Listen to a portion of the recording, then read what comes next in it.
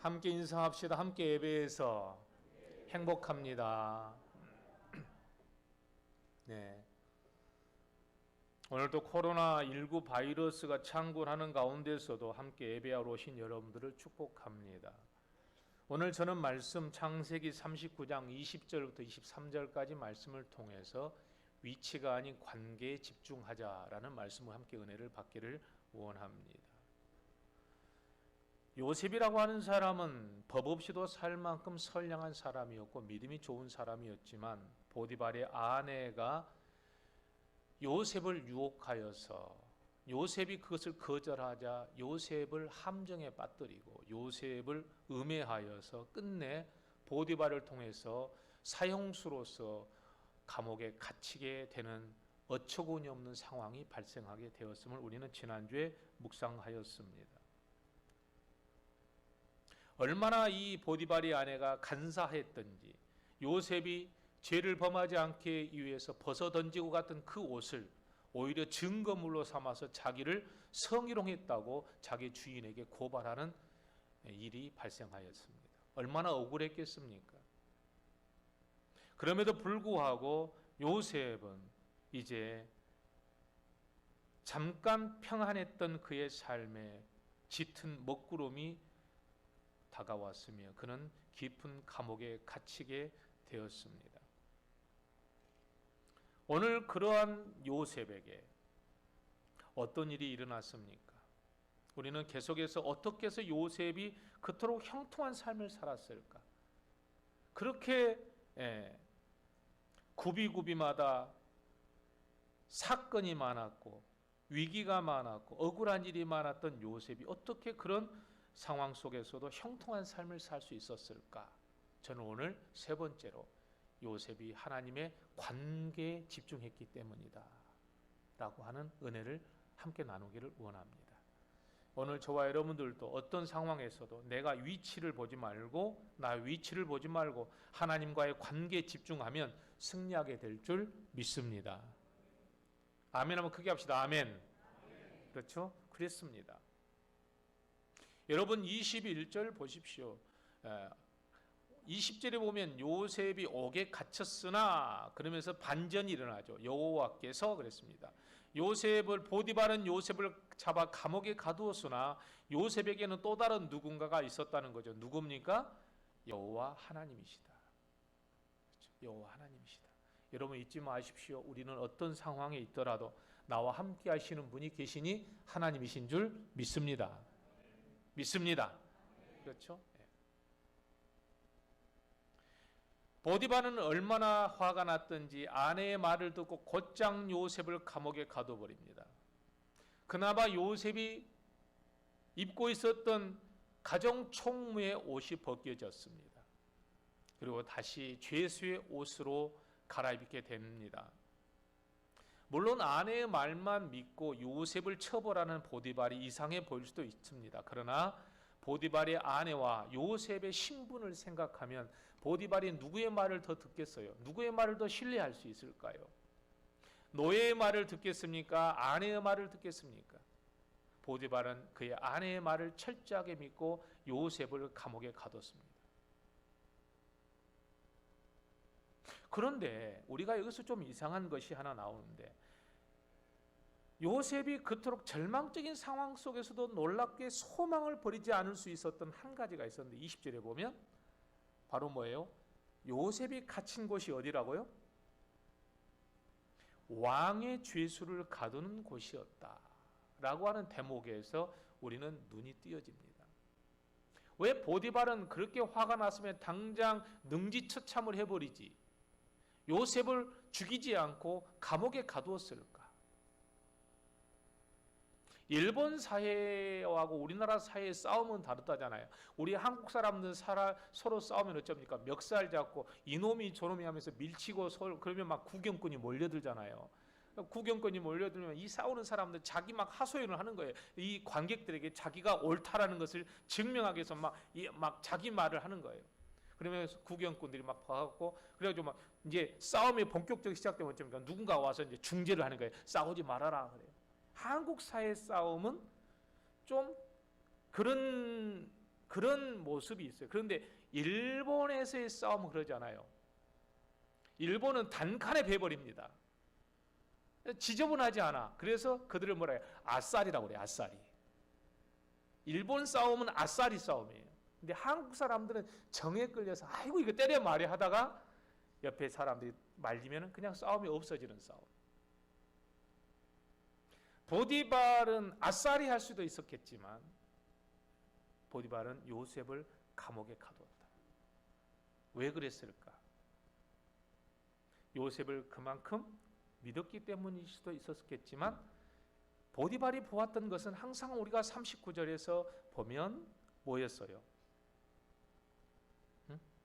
3절 보세요. 39장 3절 다 같이 한번 읽어봅시다. 시작. 그의 주인이 여호와께서 그와 함께 하심을 보며 또 여호와께서 그의 범사에 형통하게 하심을 뭐랬더라? 보았더라. 이 보디발은 두려운 게 있었는데 요셉을 하나님께서 함께 하심을 보았던 사람이라서 요셉을 함부로 죽일 수가 없었던 거예요. 성경은 우리에게 이것을 강조하는 거예요. 여러분에게 이런 복이 있기를 주의 이름으로 축복합니다.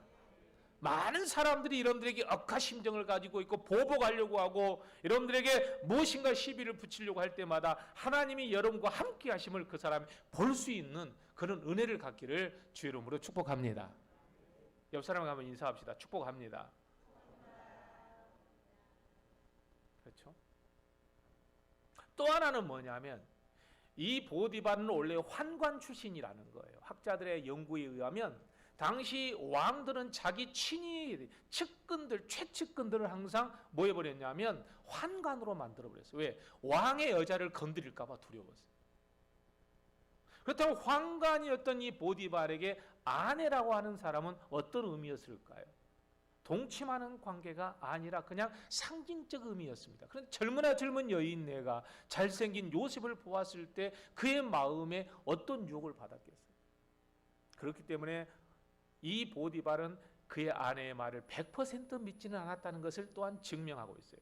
그 증거가 뭐냐면 17장 19절, 아니 17절 19절에 보면 지금까지는 히브리의 말에 의하면요, 지금까지는 말하다라고 하는 말들을 여러분 아마르라고 했는데 이 여자가 그의 부인이 말하는 때부터 히브리어는 뭐라고 하냐면 다바르라는 표현을 써요. 말하다는 말은 점잖게 말한다는 뜻이에요. 아마르는. 근데 다바르는 말, 우리나라로 말하면 뻥친다는 뜻이에요. 쉽게 말하면 자기 아내의 말을 뻥치고 있네, 이런 정도로 듣고 있었다는 뜻이에요. 성경은 17절과 19절에서 이 여자가 말하는 말을 그냥 뭐예요? 다바르라는 히브리어로 표현하고 있음을 보면 이 여인의 말을 100% 믿지 않고 있었다는 것을 알 수가 있는 대목이라는 겁니다.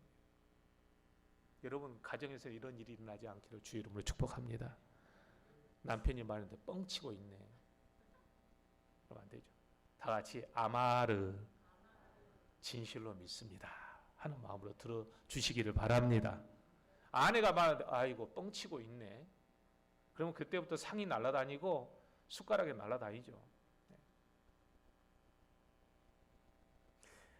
자기 아내가 꾸며낸 이야기로 비록 보디발은 요셉을 감옥에 가두었지만 보디발은 그를 죽이지 않고 감옥에 가둔다. 근데 여러분 하나님께서 놀랍게, 저는 이 말씀이 오늘 우리에게 21절 또 다시 한번 읽어보면 오늘 21절 말씀이 참 좋습니다. 크게 읽어봅시다. 시작. 여호와께서 요셉과 함께 하시고 그에게 인자를 더하사 간수장에게 은혜를 받게 하심에 아멘.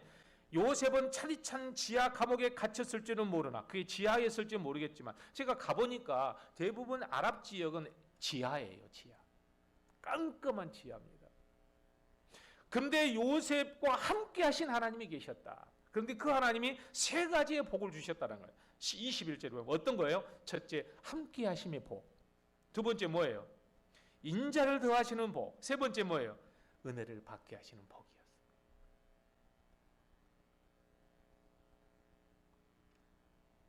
억울한 누명을 썼고 게다가 공정한 재판 한 번 받아보지 못하고 자기를 변호해보지도 못하고 강간 미수범으로 낚이찍혀 감옥으로 끌려가고 있는 요셉. 그는 감당하기 힘든 이 침통한 감정을 어떻게 해소했을까? 왜 하나님은 잠잠히 요셉을 지켜만 보고 계셨을까? 아마 우리는 시편 22편의 말씀처럼 하나님 어디 계십니까? 왜 저를 버려두십니까? 왜 하나님 응답하지 않으십니까? 엘리를 라마 사박다니 왜 저를 버리셨나이까? 라고 울부짖었을 수도 있겠지만 오늘 세상에는 아직도 요셉처럼 억울한 일을 당하는 사람들이 참 많습니다. 저는 이번에 이번 국회에서 놀라운 법안이 하나 상정돼서 통과됐는데 저는 참 그걸 환영합니다. 그 하나가 뭐냐면 형제복지원 살해 사건. 수백 명이 한 원장에 의해서 살해당했다는데 그게 미궁에 빠진 사건이에요. 수십 년이 지난 사건이에요. 자식을 잃어버리는 부모들이 억울한 마음을 한을 풀어주기 위해서 이번에 법안이 상정된데 여러분 한번 유심히 한번 보십시오. 그 원장의 개인적인 사무실에는 고문 도구까지 놔두고 장애 아이들을 그렇게 괴롭히고 죽였다는 거예요. 이렇게 억울한 일을 당하는 사람들이 많습니다. 어디 그뿐입니까? 5.18에 희생당했던 우리 민주의 열사들을 생각하면 가슴이 아픕니다. 아직도 발포를 명령했던 사람은 책임을 지지 않고 거짓말로 일관합니다. 그가 100살을 살면 못할 것이며 120살을 살면 뭐 하겠습니까? 그런 사람이. 우리는 신앙생활하면서 하나님의 공의와 정의를 설명하는 것은 결코 쉽지가 않습니다. 다만 모든 것이 끝나지 않았으니 여러분 우리는 하나님의 뜻을 기다려보자고 이루할 수밖에 없는 거죠. 오늘 우리는 요셉에게 이런 말을 할 수밖에 없습니다. 요셉, 아직 끝나지 않았으니 좀 기다려봅시다. 하나님의 인도하심이 있지 않겠습니까? 여러분 옆 사람에게 인사합시다. 좀 기다려봅시다. 조급하지 맙시다. 그러나 인간의 생각으로는 억울하고 하나님께 불만을 가질만 하지만 오늘 성경 말씀은 놀랍게 하나님의 역사가 요셉에게 은혜를 더하고 있다는 사실을 알 수가 있는 대목이 바로 그가 갇힌 곳이 왕의 죄수를 가둔 것이다 라고 성경이 한마디 하고 있습니다. 20절에 왜 이게 은혜를 받을 만한 곳이냐? 여러분 만약에 요셉이 그냥 잡범들이 울거리는 감옥에 갇혔다면 요셉은 애굽의 총리가 될 수 있는 길은 아예 없었을 것입니다. 근데 놀랍게 보디발이 왕의 죄수를 가두는 감옥에다가 요셉을 가두었으니 그곳에서 하나님은 만남을 준비하고 계셨다는 것을 알 수가 있습니다. 애굽의 왕에게 갈 수 있는 지름길, 바로 왕의 죄수가 모여 있는 곳. 그곳에는 누가 와요? 왕의 고관 대작들이 잘못하고 실수하면 이 감옥에 왔다가 또 나가고 또 나가고 이러는 거예요. 요즘 말로 하면 청와대 비서관들이 갇히는 곳이야. 그러니 어쩌겠어요? 그곳에서 어떤 관계들이 기대가 되는 것 아니겠습니까? 이곳은 하나님께서 요셉뿐만 아니라 야곱과 그의 자손들, 요셉의 형제들, 수많은 사람들을 구원할 하나님의 계획의 인큐베이터와 같은 것이었어요. 여러분, 형통이라고 하는 것은 지난주에 말씀드렸던 것처럼 꼭 평탄한 삶만은 아닙니다. 여러분 어떤 고난 가운데 있더라도 하나님의 함께 하심으로 형통하시기를 주의 이름으로 축복합니다. 뭔가 하나님의 계획하심이 내 고난 속에서 꿈틀거리고 있는 거예요. 이때까지 요셉과 함께 하셨던 하나님이 감옥에 갇힌 요셉에게까지 또 가서 찾아가셔서 함께 하시고 계셨다는 뜻이에요. 아직 하나님의 때가 이르지 않았기 때문에 요셉을 그냥 두으실 뿐이지 하나님은 끊임없이 요셉을 인도하고 계심을 우리는 볼 수가 있습니다. 오늘 저와 여러분들에게도 절망과 낙심이 있는 그곳에 내가 어떤 곳에 가든 하나님은 여러분들에게 함께 하시기를 주의 이름으로 축복합니다. 시편 23편의 다윗의 고백처럼 하나님의 선하심과 인자하심이 정녕 나를 따르리니 내가 여호와의 집에 영원히 거하리로다. 하나님이 함께 하신 요셉은 달랐습니다. 절망하고 낙심하고 원망하고 불평하고 있지 않았습니다. 요셉이 감옥에 가자 요셉의 갇혀있던 감옥의 분위기가 달라졌습니다. 요셉은 밝은 성격이었습니다. 낙천적인 성격이었습니다. 그는 믿음과 소망을 가지고 있었던 성격이었습니다. 그는 아름다운 신앙을 가진 크리스천이었습니다. 감옥이 그가 가자 바뀌었습니다. 어떤 사람은 이태리째 가구를 놓고도 그 사람이 들어가면 감옥이 되는 가정이 있지만, 먹을 것 없고 입을 것 없는 가난한 집안에도 그 사람이 들어가면 감옥이 천국으로 바뀌는 사람도 있는 거예요.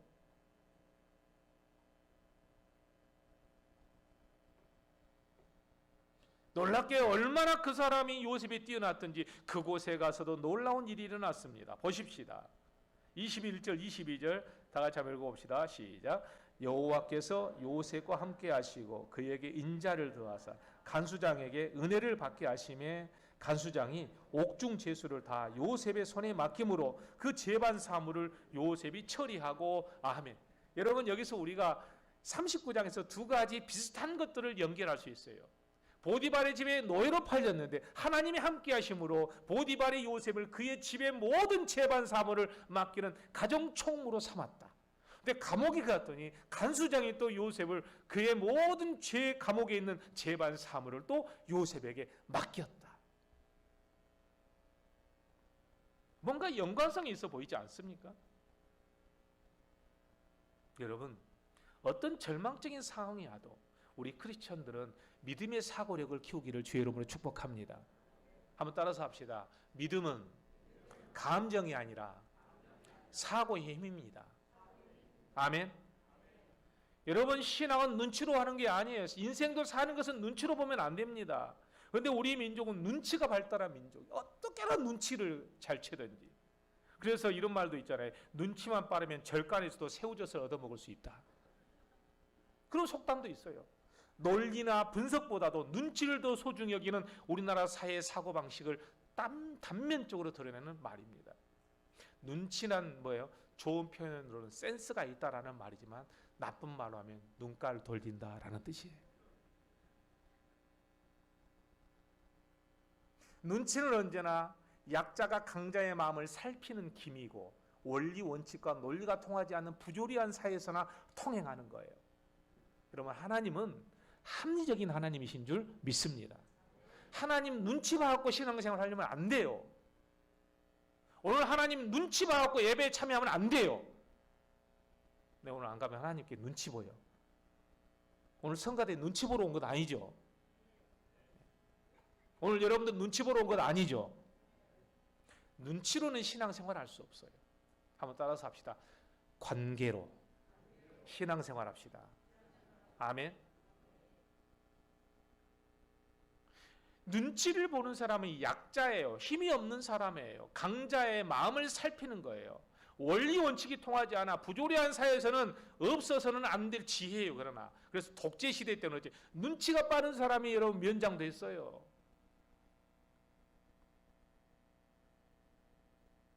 눈치 봐갖고 교회 안에서도 그렇게 신앙생활하면 안 됩니다. 그래서 옛날 조선시대 때는 잘못해갖고 원님에게 끌려가면 어쩝니까? 이 때리는 사람 있잖아요. 곤장, 몇 대 때리는 사람. 이 곤장 때리는 사람도 원님 눈치 보고 때려요. 100대를 때려도 벌기 하나도 안 다치고 나오는 사람이 있는가 하면 10대 때려도 죽은 사람이 있어요. 왜? 원님 눈치 봐갖고 때리니까. 원님이 화가 극도로 나면 어째요? 벌기짝을 사정없이 때려야 되는 거 아니겠어요? 임진왜란때 눈치로 망한 사람이 있어요.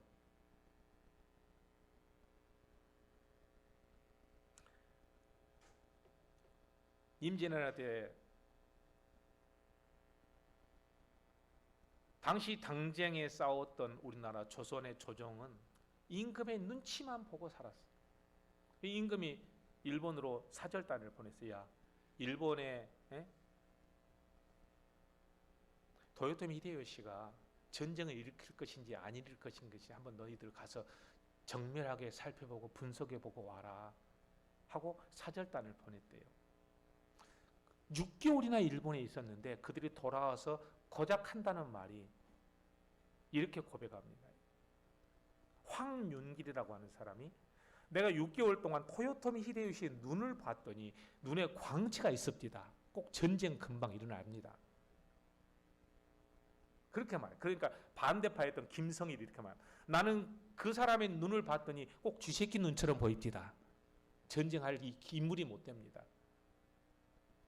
그런데 일본의 사신들은 조선에 와가지고 뭘 분석하고 가냐면 군사, 조선의 병사들이 가지고 있는 창의 길이는 얼마이며 각 지역마다 얼마만큼 군사들의 병력이 얼마 정도 있으며 얼마나 군 기창에 무기들을 개발해 놓고 있는지를 정밀하게 분석해 가지고 와서 임진왜란을 일으켰습니다. 일본 사람들은 유럽 사람들에게 사고방식을 분석적이고 과학적인 사고방식을 배웠는데 우리나라 사신들은 고작 6개월 동안 간 것이 잘 얻어먹고 토요토미 히데요시 눈치만 보고 왔다는 거예요. 여러분, 신앙생활은 눈치로 해서는 망합니다. 하나님을 인격적으로 만나야 됩니다. 하나님의 말씀을 깊이 묵상해야 될 줄 믿습니다.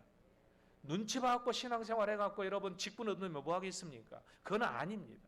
신앙은 눈치가 아니에요. 신앙은 하나님과의 깊은 관계입니다. 요셉은 고난이 왔을 때 깊은 생각을 가졌습니다. 하나님의 말씀을 깊이 묵상했고 하나님의 뜻을 헤아렸습니다.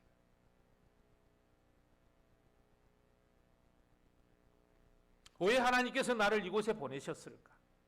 나중에 여러분 45장에 나오잖아요.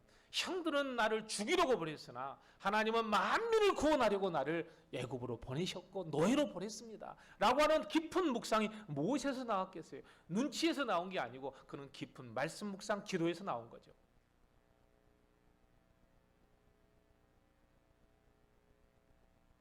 그래서 성경에 보면요, 여러분 37장을 잠깐 돌아가 보면 이렇게 나옵니다. 37장 36절에 이런 말씀이 나와요. 36절. 다 같이 한번 읽어봅시다.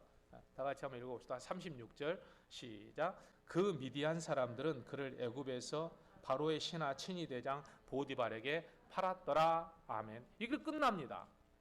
그러면 이게 끝난 줄 알았는데 놀랍게 여러분 성경은 요셉의 형들이 요셉의 옷을 이용해서 아버지를 속이고 요셉을 팔아 애굽으로 가게 만든 것만 말하지 않습니다. 성경은 요셉을 데리고 애굽에 간 사람들이 거기서 바로의 신하 시위대장 보디발에게 요셉을 판 것까지 말하고 있어요. 그가 그냥 노예로 팔렸다라고 끝나지 않고 보디발 집에 노예로 팔렸다라고 성경은 말하고 있습니다. 요셉에게 적대적이었던 형들, 요셉을 미워했던 형들은 요셉을 팔아서 애굽으로 가게 만들었습니다. 그렇지만 하나님은 오히려 그 악한 일들을 이용해서 요셉을 노예로 팔리되 보디발의 집에 팔리게 하신 역사를 하나님은 일으키셨다는 뜻이에요. 여러분, 이것을 잊어서는 안 됩니다. 우리의 상황은 여기까지 끝이지만 그 상황 끝에 하나님이 함께 하신 줄 믿습니다. 성경은 이것을 말씀하시는 거예요. 39장 1절 한번 읽어봅시다. 이제 그래서 시작. 요셉이 이끌려 애굽에 내려가매 바로의 신랑 친위 대장 애굽 사람 보디발이 그를 그리로 데려간 이스마엘 사람의 손에서 요셉을 산이라. 이게 성경의 설명이에요. 여러분, 성경을 가만히 읽으면 저를 잘 보세요. 상황이 있고 성경은 그 상황을 설명하는 대목이 있어요. 37장 36절은 요셉의 상황을 말했다면 39장 1절은 뭐예요? 하나님께서 요셉과 함께 하시는 설명을 하고 계신다는 거예요. 우리는 이것을 뭐라고 하냐면 신학이라고 해요. 신학. 여러분, 여러분의 믿음은 상황만 보지 말고 하나님의 말씀을 해석할 수 있는 신학을 가지시기를 주 이름으로 축복합니다. 아멘 한번 크게 합시다. 아멘. 그렇죠? 그런 은혜가 있어야 돼요. 왜냐하면 이 상황을 통해서 보디발의 집에 들어가게 함으로써 하나님은 요셉의 인생을 전화위복을 일으키려고 계획하고 계심을 알 수가 있습니다. 왜냐하면 보디발의 집을 통해서만이 애굽의 총리까지 가는 길이 열리기 때문이죠.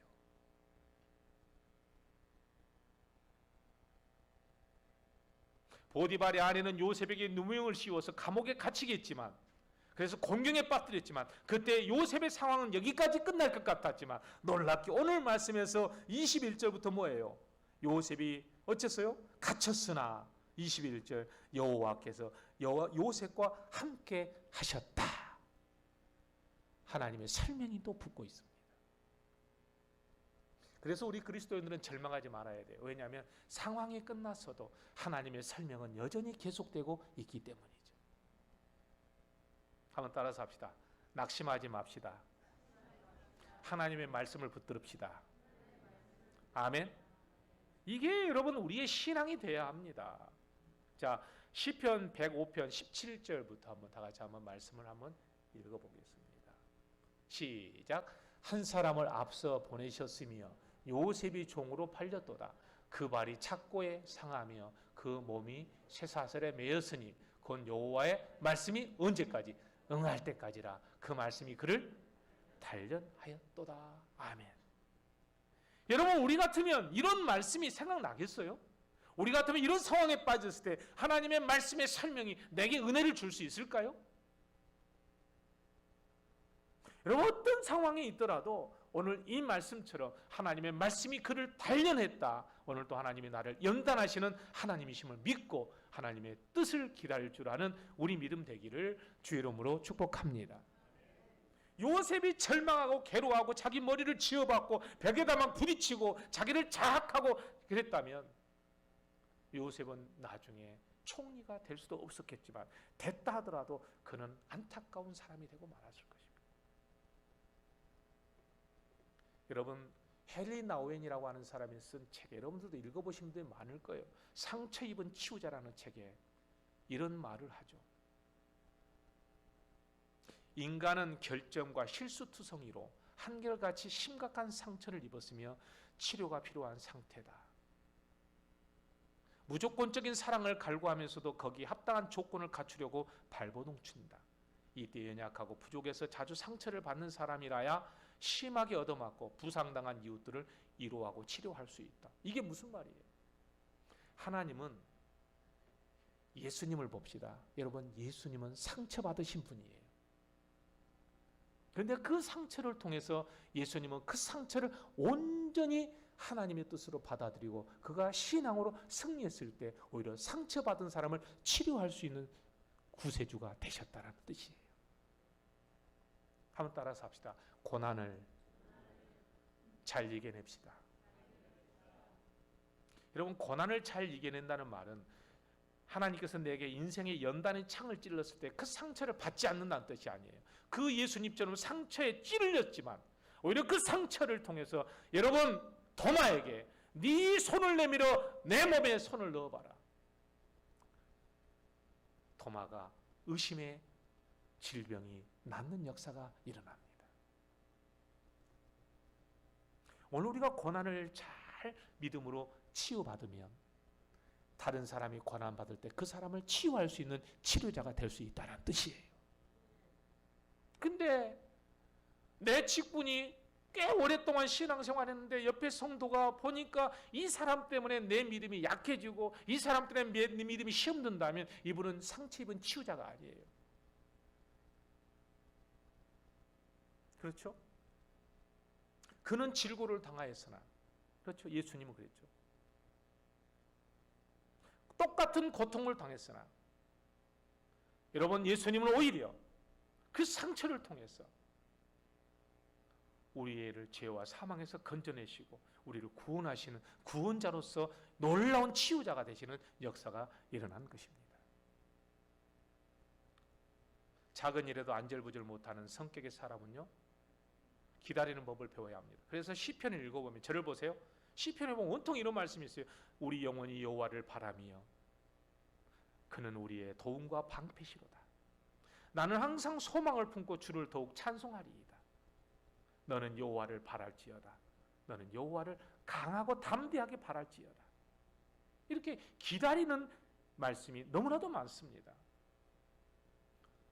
고난이 깊어지고 말할 수 없는 실망스러운 상황이 여러분의 인생에 덮쳐올지라도 여러분 하나님을 더욱더 바라고 기다릴 줄 아는 믿음 되시기를 주의 이름으로 축복합니다. 축복합니다.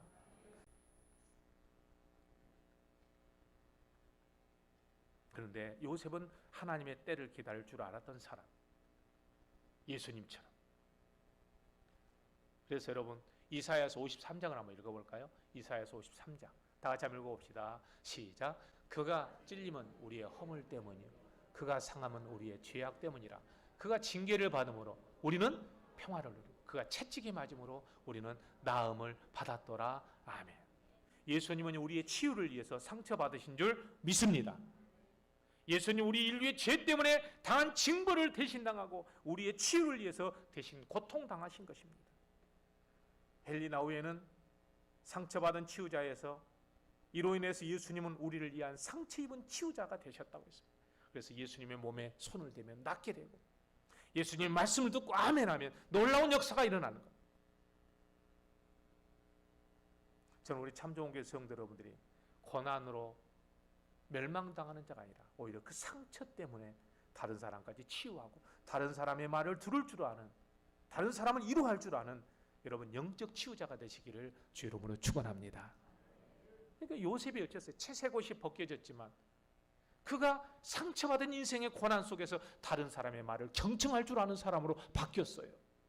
그래서 무슨 꿈만 꾸면은 요셉에게 와서 그에게 말했던 거예요. 그러면 요셉은 그랬어요. 그에게 치유해 줄 줄 아는 자가 되었다는 거예요. 오늘 내 말 한마디가 다른 사람에게 오히려 상처를 줘버리면 안 되는, 집사님, 안수 집사님, 권사님, 교회가 왜 이런데요? 그런 게 말입니다. 이렇게 말하는 사람도 있을 수 있지만 그 사람의 영적인 상황을 치유해 줄 줄 아는 요셉 같은 사람이 하나님께 크게 쓰임 받는다는 뜻이에요.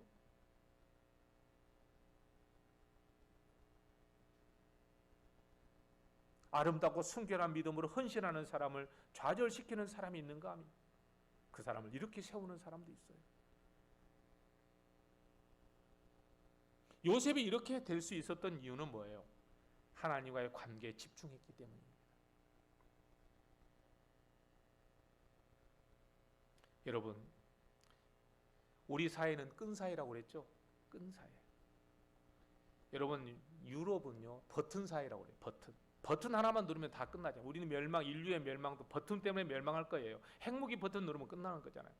근데 유럽은 철저하게 개인주의입니다. 그런데 우리나라는 어째요? 끈이에요, 끈. 옷부터 그래요. 옛날에 입었던 어른들은 옷고름부터 끈이에요. 갓도 갓끈이야. 그렇죠? 모든 게 끈이에요. 머리카락도 댕기끈, 댄님도 끈이에요. 우리 민족은 역사를 끈으로 이어왔습니다. 그래서 우리 사회는 끈이 지배하는 사회입니다. 그래서 사람들도요 끈이 있어요. 그래서 관계가 떨어지면 뭐라고 해요? 끈 떨어졌다 그래요. 끈 떨어졌다. 하나님과 우리 관계는 버튼이 아니에요. 하나님과 우리 관계는 끈인 줄 믿습니다. 하나님과의 끈이 떨어져 버린 사람은 안 돼요. 그래서 우리는 늘 끈이라고 해요. 관계를 맺고 우정을 맺고 계약을 맺고 사랑을 맺고. 요셉은 하나님과의 끈을 놓지 않았던 사람입니다. 함께 하시고 인자를 더하시고 은혜를 받게 하셨던 하나님의 끈이 요셉을 감옥에서도 이겨낼 수 있도록 축복하십니다. 다시 한번 우리 축복합시다. 하나님의 끈이 영원토록 함께하기를 축복합니다. 여러분 한번 옆 사람 보고 한번 하세요. 축복합니다. 네. 그런 끈이 있는 사람은 오히려 요셉이 그랬잖아요. 그 못된 여자가 나를 괴롭히고 나를 유혹해서 나를 이곳에 절망에 망가뜨렸다고 그렇게 절망할 수도 있었지만 사실은 여러분 요셉이 그 보디발이 여자가 있었기 때문에 요셉이 출세할 수 있었던 거예요. 그렇지 않습니까? 만약에 보디발의 아내가 요셉을 유혹하지 않았더라면 요셉은 그냥 그 보디발의 가정에서 평범한 가정총무로 평생 살다가 늙어 죽었다는 얘기로 끝날 거예요. 그런데 보디발의 아내가 유혹해가지고 그가 옷을 벗어버리고 도망가니까 그가 감옥에 갔고 보디발의 아내 때문에 사실 요셉은 왕의 제수가 갇히는 감옥에 갇혔고 그곳에서 만남이 일어났고 그곳에서 애굽의 왕으로 만나는 그 길로 연결되는 일이 있어요. 꼭 고난은 나쁜 것만은 아니라는 거예요. 고난이 오히려 요셉을 연단했고 고난이 오히려 요셉을 더 놀라운 길로 인도하는 길이 되었습니다. 사랑하는 성도 여러분, 오늘 우리에게 그런 여러 가지 어려움과 불평하고 원망하는 사람들이 생길지라도 여러분, 그것이 하나님의 나를 훈련시키시는 훈련장이라는 것을 기억하세요. 한번 따라서 합시다. 나를 괴롭히는 사람을 미워하지 말고 위에서 기도합시다. 아멘. 그 사람을 통해서 내 믿음이 성장할 수 있는 기회가 될 수 있기 때문에, 그 상황을 통해서 내 믿음이 더욱더 하나님의 더 깊은 뜻을 발견할 수 있는 통로가 될 수 있기 때문이에요. 저는 그래서 묵상하다가 보디발의 아내가 아니었다면 요셉은 어떻게 됐을까? 오늘 사업하다가 장사하다가 직장에서 여러분을 괴롭히는 사람이 있으면 여러분 그 사람을 보디발의 아내라고 생각하고 위에서 기도하시기를 바랍니다. 하나님 무슨 뜻이 있어서 이 사람을 저에게 붙여주셨습니까? 이 사람이 나를 괴롭히지만 오히려 이 사람의 괴롭힘이 내게 득이 되게 하여 주시고 내게 복이 되게 하여 주시고 내게 승리가 되게 하여 주시고 내 믿음이 승리하는 놀라운 도구가 되도록 축복하여 주옵소서. 믿습니까? 믿습니까? 이런 놀라운 은혜가 있어야 됩니다. 그러면 하나님께서 어째요? 자, 다음 주에 하겠습니다만은 23절을 다 같이 한번 읽어봅시다. 23절 시작. 간수장은 그의 무엇에? 손에 막힌 것을 무엇이든지 살펴보지 아니하였으니 이는 여호와께서 요셉과 함께 하심이라. 여호와께서 그를 범사에 형통하게 하셨더라. 아멘. 여러분 39장 1절에도 보면 그렇죠? 손이라는 단어가 많이 나와요. 손. 그렇죠? 3절 봅시다. 3절도 그렇죠? 4절 다 같이 읽어요. 39절 4절 39장 4절 시작. 요셉이 그의 주인에게 은혜를 입어 섬김에 그가 요셉을 가정 총무로 삼고 자기의 소유를 다 그의 손에 이탁하였더라. 그렇죠? 22절도 읽어봅시다. 22절 시작. 간수장이 옥중 제수를 다 요셉의 무엇에 맡김으로? 아멘. 아멘. 그렇죠. 하나님이 함께 하심으로 요셉의 꿈은 점점 멀어진 것 같아 보였으나 요셉의 손에 하나님의 축복이 임하고 있음을 볼 수가 있습니다. 오늘 사랑하는 성도 여러분, 우리 모두 다시 한번 어떤 상황 속에서도 내가 처해 있는 위치를 보지 말고 하나님과의 더 깊은 관계를 통해서 하나님이 나와 함께 하심을 통해서 어떤 상황에서도 감사와 기쁨과 찬양을 통해서 믿음으로 승리하시고 여러분이 있는 곳이 그 어디나 천국이 되는 놀라운 은혜를 누리기를 주의 이름으로 축원합니다. 아멘.